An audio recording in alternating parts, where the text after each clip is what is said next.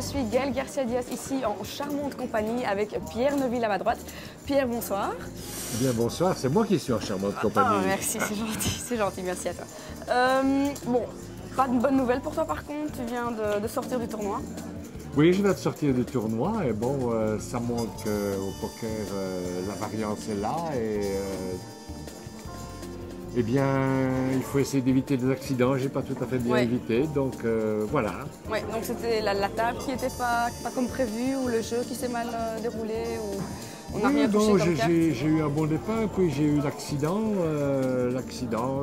À ce moment, je relance beaucoup au départ, le pot est assez gros et il touche un brelan au turn inattendu, il ne reste plus grand chose. Et voilà, et depuis là, j'essaie de ramer pour revenir avec un tout petit tapis, mais la sorcière n'a pas voulu m'aider. Une question que je me pose, on se rend bien compte, dans le monde du poker, l'Internet prend une place assez importante, tous les jeux en ligne, les sites différents existants. Maintenant, forcément, vous êtes déjà une personne avec énormément d'expérience. Je ne sais pas, est-ce que vous vous êtes déjà intégré dans ce milieu-là? Est-ce que vous utilisez beaucoup les sites en ligne, enfin, donc les pokerstars.com ou autre chose? Ou c'est pas trop votre... vous préférez jouer en live ou... Eh bien, j'étais un joueur de live parce que le live est ma génération, mais bon, maintenant, sur PokerStars, j'ai lancé un challenge et vous savez que dans le poker, les challenges, ils vont de par le monde et ils sont là pour être battus. Alors, jusqu'à présent, sur PokerStars, j'ai réussi le record de me qualifier 14 fois de suite pour un EPT, sans en rater un. Et j'ai lancé le challenge en disant maintenant, j'espère que de mon vivant de poker, en tout cas, il ne sera peut-être pas battu parce que la difficulté d'un challenge long terme, c'est qu'en poker, on le voit, gagner une fois, tous les bons joueurs savent le faire. Deux, trois fois, on a tous des bons runs et des bad runs.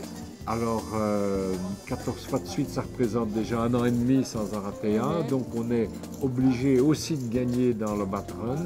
Et donc, maintenant, je viens de me qualifier pour Vienne et j'espère que ce challenge, eh bien, il va tenir et que beaucoup de jeunes qui sont beaucoup plus doués que moi sur Internet, qui sont la génération des jeux électroniques, essaieront de le battre. Et le challenge est ouvert, le monde du poker va essayer de le battre. Et moi, je vais surtout maintenant, je pense déjà au 15e, à essayer de me qualifier pour Barcelone. C'est pas encore fait. Ce serait bien. Mais voilà. Ouais, le challenge ouvert, on leur souhaite beaucoup de courage en tout cas, ça va pas être facile à mon avis. Mais maintenant avec avec l'expérience que vous avez, je pense que pour vous, ça doit être plus facile non, de lire les gens aux tables.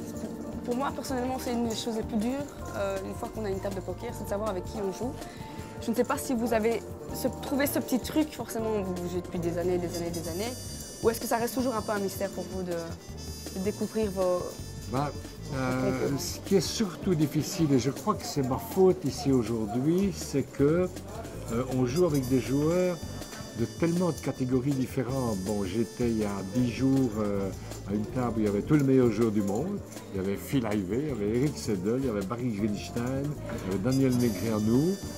J'ai eu la chance à Londres de les sortir tous et d'aller à la table finale de Surrey Roller. Alors, il y a une façon de les lire. Bon, maintenant, ici, j'étais à cette table avec de bons joueurs de poker, mais enfin, qui ont beaucoup moins d'expérience. Et je crois avoir pas très bien lu celui que j'ai payé finalement, qui a touché ce 3-7. C'est ça la difficulté, c'est que la lecture dépend tellement des niveaux de joueurs de poker, et il y a tellement de niveaux que sa lecture, il faut tout le temps la remettre en question. Et voilà, parfois on bluffe plus facilement un très grand joueur qui pense à au troisième niveau du coup qu'on a préparé, etc. Alors qu'on fait le même coup à un joueur moyen semi-débutant, il ne pense à rien, il vous paye tout ce que vous avez pensé être à l'eau. Donc je crois que c'est une science infinie. Dont on n'a jamais fait le tour.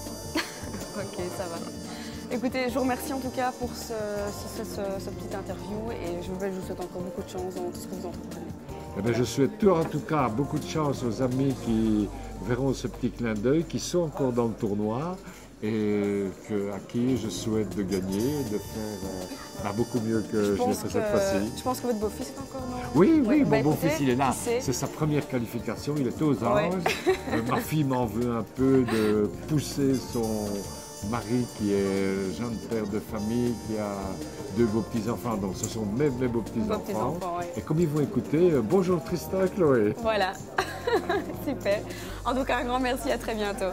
Merci beaucoup. C'était Gaëlle Garcia-Dias ici au PokerStars Lounge.